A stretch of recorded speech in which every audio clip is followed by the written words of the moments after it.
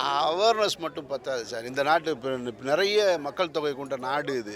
அதனால் அவேர்னஸை வச்சு ஒன்றும் செய்ய முடியாது. சிங்கப்பூர் மாதிரி நீங்கள் தண்டனையை கடுமையாக்கினா தான் சரியாக வரும். ஒரு கொரோனா தொற்று வந்த உடனேயே அந்த தொற்று பக்கத்து வீட்டுக்கு பரவிடும்னு சொன்ன உடனே தகரத்தை போட்டு மறைச்சு ஒரு தெருவையே ரொம்ப ஒழுங்காக வச்சுக்க முடிஞ்சுச்சு. அப்போ பார்த்தீங்கன்னாக்கும் மாஸ்க் போடாத ஒருத்தரை பார்த்து 4 பேர் போய் வேகமாக மாஸ்க் போடு அப்படின்னாங்க. ஏன்னா உயிர் பயம். அவன் நல்லா தான் இருந்திருப்பான், இருந்தாலும் சும்மா ஒரு தும்முனா கூட அவனை போய் டக்குன்னு அவனை போய் லாக் பண்ணாங்க. லாக் பண்ணி மாஸ்க் போட சொன்னாங்க. ஏன் அப்படின்னா உயிர் போயிருன்ற பயம். அப்போ தன் உயிரின் மீது இருக்கக்கூடிய அக்கறை இந்த இயற்கையின் மீது ஒரு மனிதனுக்கு வரணும்ல. அதை உயிரை விட உன்னுடைய உயிரை விட ரொம்ப உயர்ந்தது இந்த உலகம்.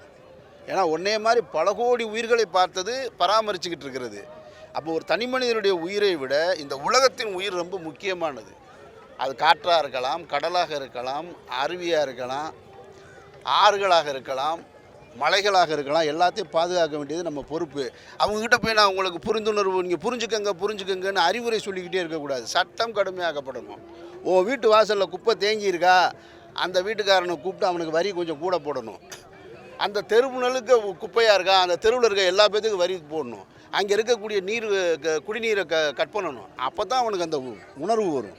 அதை விட்டுவிட்டு அவனுக்கு போய் கிளாஸ் எடுத்துக்கிட்டே இருக்க முடியாது. ஏன்னா மக்கள் தொகை ஜாஸ்தியாக இருக்கிற நாடு. அதனால் அரசு சிங்கப்பூர் போல் சட்டம் கடுமையாக்கினால் ஒழிய இது குறைவதற்கான வாய்ப்பு குறைவுன்றது என்னுடைய கருத்து.